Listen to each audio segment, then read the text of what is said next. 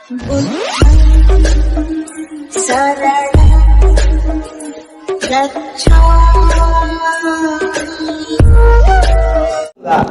बाबा साहब आम्बेडकर का एक किस्सा आप लोगों को बताना चाहता हूं। बाबा साहब आम्बेडकर जीवित थे और मुंबई बॉम्बे जो दादर है, दादर के लोगों ने बाबा साहब आम्बेडकर की जयंती मनाई 14 अप्रैल।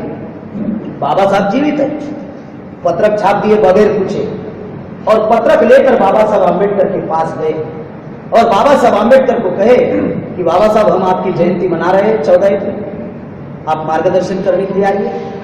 बाबा साहब ने पत्रिका देखा और बाबा साहब ने कहा, गधो मैं अभी जीवित हूं और मेरी जयंती मना रहे हो। देखो कितने महान लोग हमारे। बाबा साहब ने कहा ऐसे फालतू के कार्यक्रमों में मैं नहीं आता।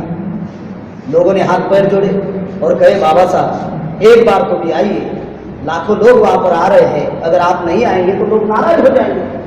बाबा साहब ने कहा कम से कम मुझे पूछना तो चाहिए था।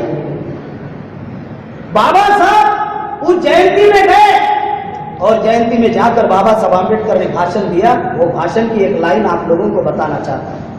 बाबा साहब आम्बेडकर ने कहा कि मेरे नाम का जय जयकार मत करो, मेरे नाम का जय जयकार करने के बजाय मेरा अधूरा कार्य पूरा करो और उसके लिए जान की बाजी लगाए। ये बात बाबा साहब आम्बेडकर ने बॉम्बे में कही।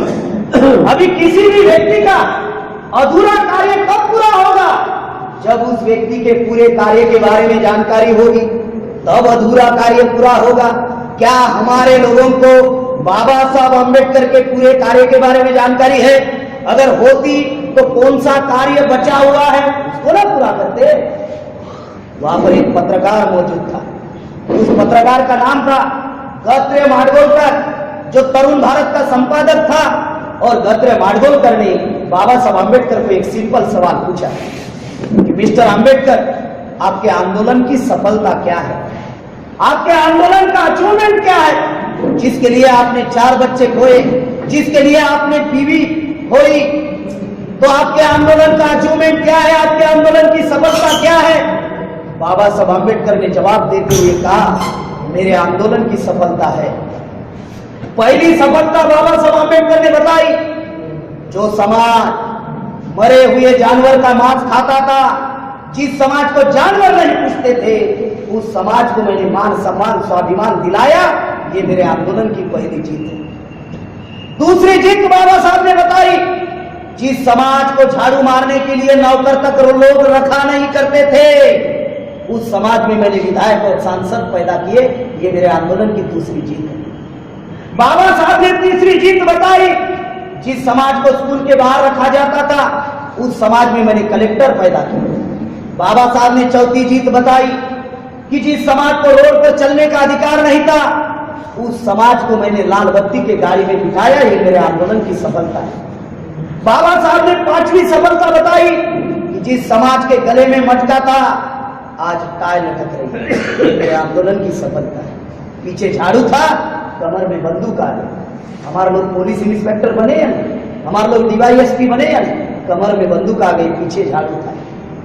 ये जब बातें मैं गुजरात में बता रहा था तो जो पुलिस मेरे प्रोटेक्शन में लगा था वो मेरी शूटिंग कर रहा था, क्योंकि पुलिस लोग LIB वाले शूटिंग करते हैं कि कोई गलत बोले और हम सेक्शन ठोक दे, तो वो शूटिंग कर रहा था। और ये जब मैं बात बोल रहा था तो वो रोने लगा।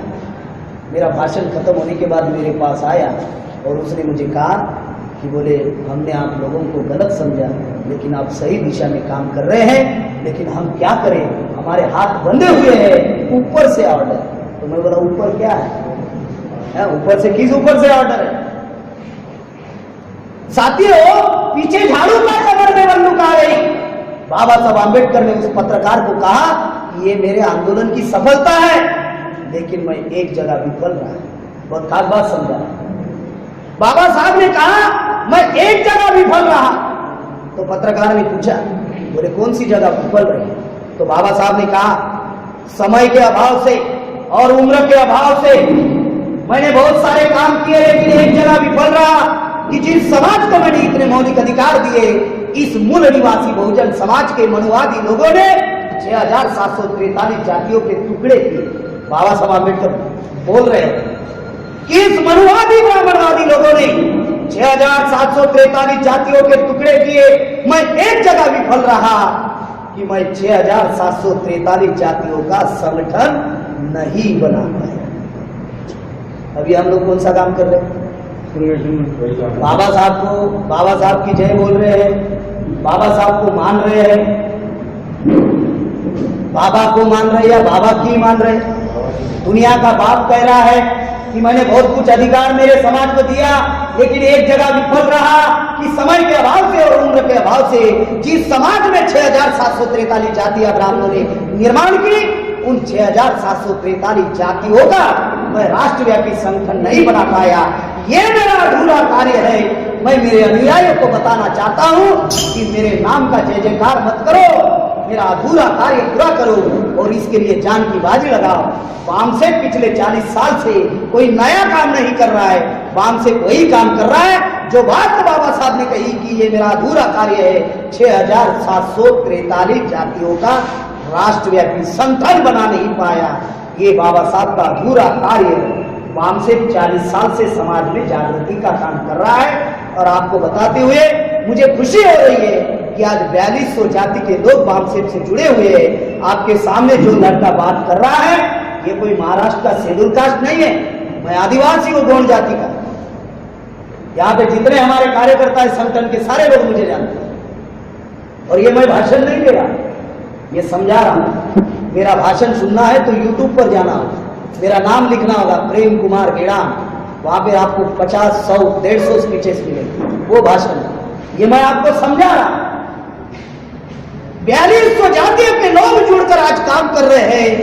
आप लोगों को मैं इतनी ही बात बताने के लिए उदाहरण दिया कि मेरे नाम का जय जयकार मत करो, मेरा अधूरा कार्य पूरा करो और उसके लिए जान की बाजी लगाओ। ये काम हमने नहीं किया, इसीलिए बाबा साहब आम्बेडकर ने 18 मार्च 1956 में आगरा के रामलीला मैदान में कही।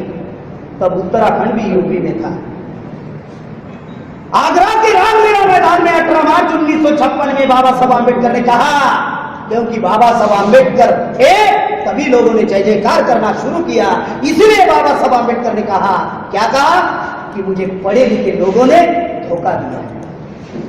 बाबा साहब ने यह नहीं कहा कि अनपढ़ों ने धोखा दिया, बाबा साहब ने कहा पढ़े लिखे लोगों ने धोखा दिया। और आज भी मैं चैलेंज के साथ कहता हूं, जितने भी गद्दार हमारे समाज में पैदा हुए सारे के सारे पढ़े लिखे।